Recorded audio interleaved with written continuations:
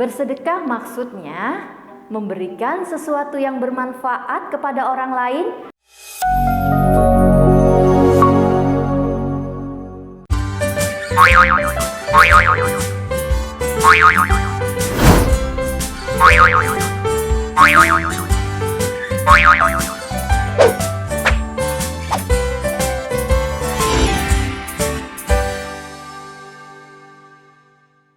Bismillahirrahmanirrahim. Assalamualaikum warahmatullahi wabarakatuh. Hai anak-anak yang soleh dan soleha, bagaimana kabarnya hari ini? Semoga semua dalam keadaan sehat walafiat ya, dan tetap semangat belajar PAI di channel kesayangan kita, PAI TV Balikpapan Official. Channel inspiratif, edukatif, sahabat belajar di tengah pandemi. Pada pembelajaran kali ini, kita sudah sampai di pembelajaran 5. Rasul Allah idolaku, submateri kisah keteladanan Nabi Daud dan Nabi Sulaiman alaihi salam. Namun sebelum itu marilah kita berdoa terlebih dahulu agar apa yang kita pelajari hari ini bisa bermanfaat dan mudah kita pahami. A'udzubillahi minasyaitonirrajim. Bismillahirrahmanirrahim. Rabbi zidni ilma warzuqni fahma waj'alni minas sholihin. Ya Allah, berikanlah kami ilmu dan pemahaman, dan jadikanlah aku termasuk golongan orang-orang yang soleh. Amin. Baik anak-anak yang soleh dan soleha, tujuan pembelajaran kita kali ini adalah meyakini kebenaran kisah Nabi Daud alaihissalam dan Nabi Sulaiman alaihissalam. Meneladani sikap terpuji Nabi Daud alaihissalam dan Nabi Sulaiman alaihissalam, terutama sikap berani, rendah hati, patuh, tunduk kepada Allah Subhanahu wa Ta'ala. Selanjutnya, memahami kisah keteladanan Nabi Daud alaihissalam, menceritakan kembali kisah keteladanan Nabi Daud alaihissalam. Anak-anak, sebelum kita belajar kisah Nabi Daud dan Nabi Sulaiman alaihissalam, Ibu mau membuka kembali ingatan tentang Nabi dan Rasul. Di kelas 4, kita telah belajar 25 Nabi dan Rasul. Masih ingat kan iman kepada Rasul termasuk rukun iman yang keberapa? Ya, rukun iman yang keempat ya anak-anak. Lalu, apa bedanya Nabi dan Rasul? Nabi adalah laki-laki utusan Allah yang diberikan wahyu dan mukjizat untuk dirinya sendiri. Sedangkan Rasul adalah laki-laki pilihan Allah yang diberi wahyu dan mukjizat untuk dirinya dan juga disampaikan kepada umatnya. Mengidolakan Rasul artinya mencintai dan meneladani perilakunya, menjalankan ajaran-ajarannya. Barang siapa yang mencintai Rasul akan bersamanya di dalam surganya nanti. Baik anak-anak, sekarang kita mempelajari kisah Nabi Daud alaihissalam. Nabi Daud adalah salah seorang nabi dari Bani Israel, yaitu dari Sibit Yehuda. Nama lengkapnya yaitu Nabi Daud bin Ibsya bin Uwaid bin Abir bin Salmun bin Nashun bin Uwainadab bin Irmi bin Hasrun bin Farid bin Yahuza bin Ya'qub bin Ishaq bin Ibrahim al-Khalil. Ia merupakan keturunan ke-13 dari Nabi Ibrahim alaihissalam. Nabi Daud hidup pada masa Raja Talut yang beriman dan Raja Jalut yang kafir.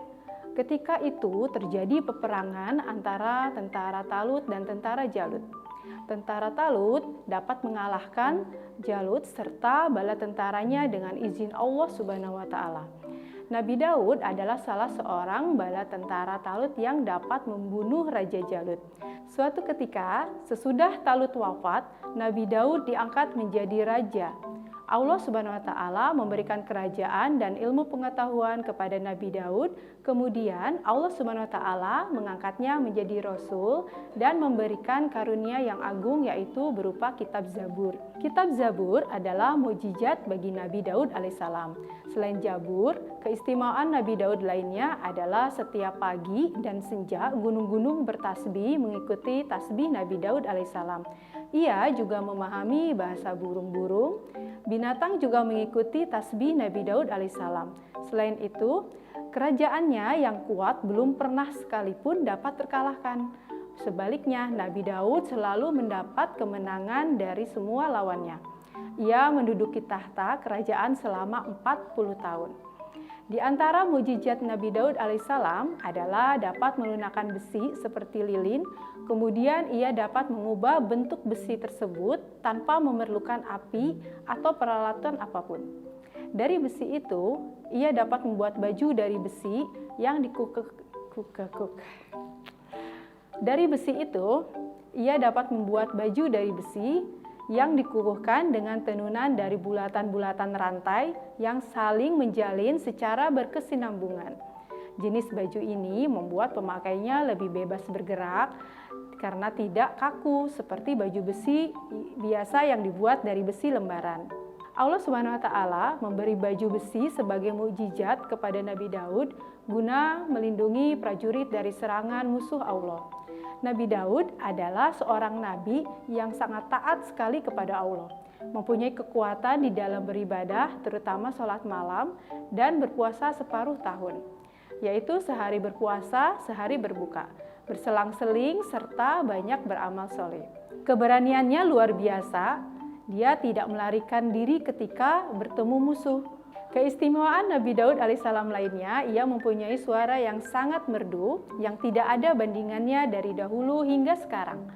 Apabila ia bernyanyi melakukan isi kitab Zabur, maka gunung-gunung dan burung-burung pun ikut bertasbih bersama Nabi Daud alaihissalam.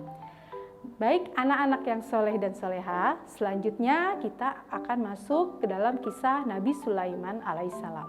Nabi Sulaiman alaihissalam adalah putra dari Nabi Daud alaihissalam. Setelah Nabi Daud alaihissalam wafat, maka Nabi Sulaiman inilah yang menggantikan sebagai raja dari kerajaan Bani Israel.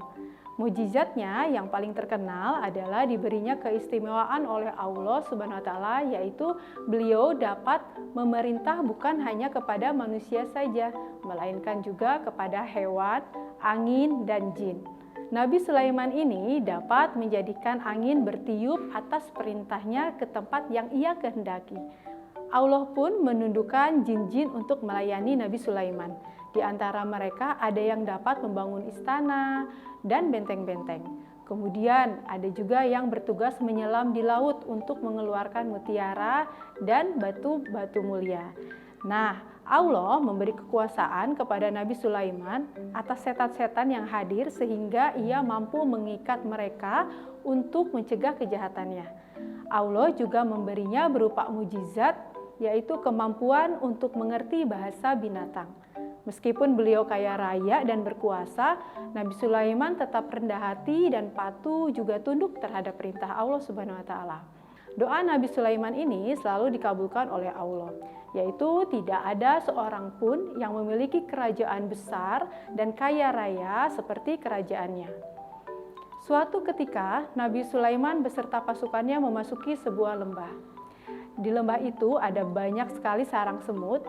Melihat banyaknya pasukan yang dibawa Nabi Sulaiman, maka para semut pun ketakutan. Mereka khawatir terinjak-injak oleh para pasukan.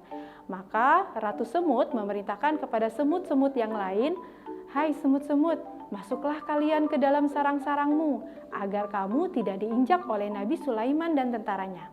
Sedangkan mereka tidak menyadari keberadaan kita. Maka mendengar perkataan Ratu Semut yang ketakutan itu, Nabi Sulaiman pun tertawa. Ia kemudian bersyukur kepada Allah yang telah memberinya keistimewaan sehingga ia bisa memahami ketakutan para semut. Nabi Sulaiman kemudian berdoa kepada Allah Subhanahu wa Ta'ala, "Ya Allah, anugerahkan aku ilham untuk tetap mensyukuri nikmat-Mu yang telah Engkau anugerahkan kepadaku dan kepada kedua orang tuaku, agar aku dapat mengerjakan amal soleh yang Engkau ridhoi. Dan masukkanlah aku dengan rahmat-Mu ke dalam golongan hamba-hamba-Mu yang soleh." Alhamdulillah, pembelajaran Nabi Sulaiman sudah selesai. Jangan lupa untuk mencontoh sikap Nabi Sulaiman untuk selalu bersyukur atas segala nikmat yang telah Allah berikan kepada kita. Anak-anak yang solih dan soleha, dari kisah Nabi Daud alaihissalam dan Sulaiman alaihissalam tadi, maka sikap teladan yang patut kita contoh adalah sikap berani membela kebenaran, selalu rendah hati meskipun berilmu, berkuasa dan kaya harta, dan yang paling penting adalah selalu taat dan tunduk terhadap perintah Allah Subhanahu wa Ta'ala. Demikian pembelajaran kita hari ini. Semoga kita bisa meneladani sifat-sifat para rasul, terutama Nabi Daud alaihissalam dan Nabi Sulaiman alaihissalam. Terima kasih atas perhatiannya. Kita akan belajar di pembelajaran yang selanjutnya, yaitu kisah Nabi Ilyas dan Ilyasa dan juga Nabi Muhammad SAW. Penasaran kan dengan kisah-kisah lainnya? Sampai jumpa minggu depan ya. Assalamualaikum warahmatullahi wabarakatuh.